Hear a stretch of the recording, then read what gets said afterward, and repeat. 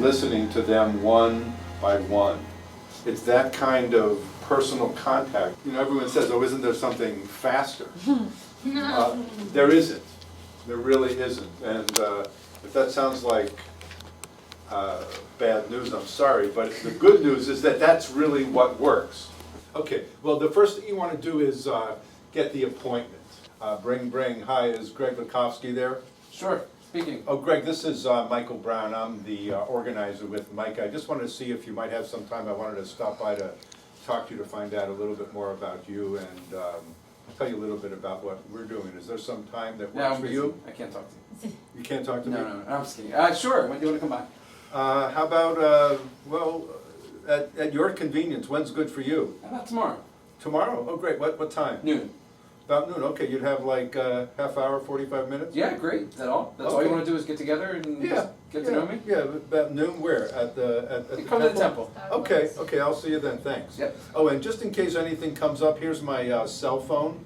It's 617-645-0226, but otherwise, if something comes up, just give me a call. I know sometimes there's a funeral or, you know, hopefully not, but just in case, give me a call. Thanks. Basically, what did I do in the phone call? Set an appointment. Yeah, I didn't want to, I just wanted, you know, sometimes they'll say, well, what's this about? I don't want to get into it. I just want to get the appointment. You know, sometimes people say, well, what do you want to talk to me? Are you trying to sell me an encyclopedia? I don't know. You know, but I just want to get to see him. And I always do the thing about, when's a good, you know, he said, when do you want to come over? I want to make it easy for him. So what did I say? I didn't just say, it's good for me tomorrow. I said, when's good for you? And the theory behind that is that I want him to understand that, well, in this case, I'm a staff organizer, so I do things at his convenience. He's a member of the clergy, so he's busier. Or, you know, I want to make sure he gets the idea that I'm going to be someone that will do it when a time he can do it. And I'll give him the little cell phone thing because I know clergy have funerals and things come up. So I just want to avoid myself driving a half an hour and then, you know, someone says he's not there. Okay?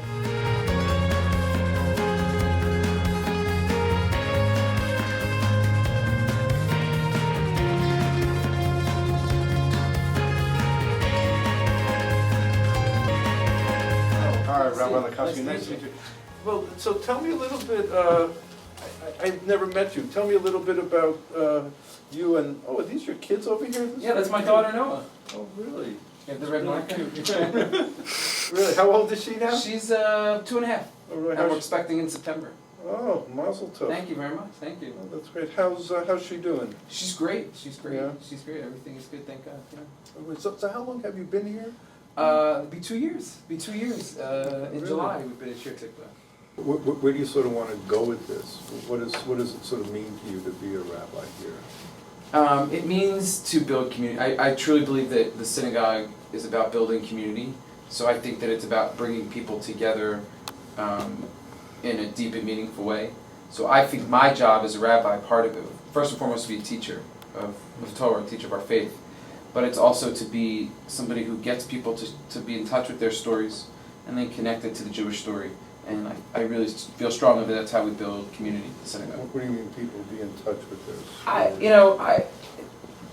We often don't think about ourselves as having deep and meaningful stories of where we come from and who's influenced us and our values and our faith and our families.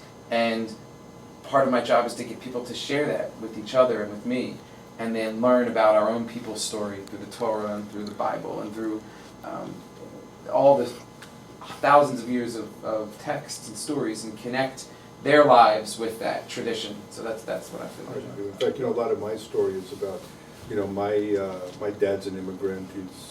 Actually, my mom died a couple of years ago. He lives with us now, and he's not real well off. He lives on Social Security, and you know, I grew up also with my grandmother, who was really poor. I mean, she was homeless, literally homeless, when her mother died when she was 8. And a lot of what I learned from her was, you know, she always said to me, and you know, I knew her when she was an older lady. You know, she was in her 60s, I think, when she moved into literally my room.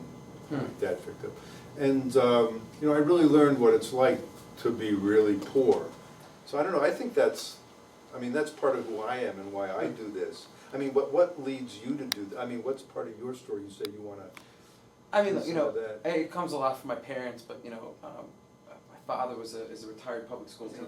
If we went to like a catered event or like any place, we'd always wind up talking to the wait staff. We'd always wind up talking to the busboy, Sounds like what I and then do. talking about who's the busboy, where's he come from, how'd you get here? Really? Why are you here? You know, like your folks would do that? yeah, we all would. You're trying to find out what the person cares about, what makes them tick. What they care about, right. But it's Why? not therapy. That's the point, right? Like No. it's not personal. No, it's definitely not therapy. You didn't prod about like my personal relationship with my parents. Like I got personal, but you weren't.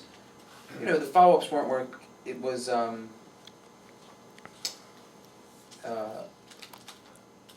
They were open-ended enough and personal enough for me to share, but I didn't feel like you were trying to solve problems or talk about my relationship with my parents. Right. You were really interested in my story and where I come from and what Right. makes me the person I Jason, am. you're trying to find out, is this person someone that I can work with? Now, all right, you said he didn't have lots of money, he had certain values, I mean, I'm trying to find out about his values, really. I am testing, that's part of it, is he someone that's going to have the values of our Enjoy. organization? What else did you observe that I did, though? You said I listened. You shared your story. Right. The reason I'm asking you this question is because I want you to be able to reproduce it. Not exactly, I don't want you to become a 62-year-old Jewish guy, you know, that's really weird, you know? But I want you to be able to, not exactly reproduce it, but understand why, I mean, what I did is very intentional. Like, when he was saying his own story and saying like that, I was thinking, is this the time I need to tell him something about myself? And my answer was yes. And how much? Because like someone said earlier, I'm not a therapist. If I were, I would have just shut up and said, oh, that's very interesting. But I'm trying to build a relationship with him. Okay? So in order to do that, he needs to know something about who I am. In our private relationships, people know right away when you're not being authentic or real.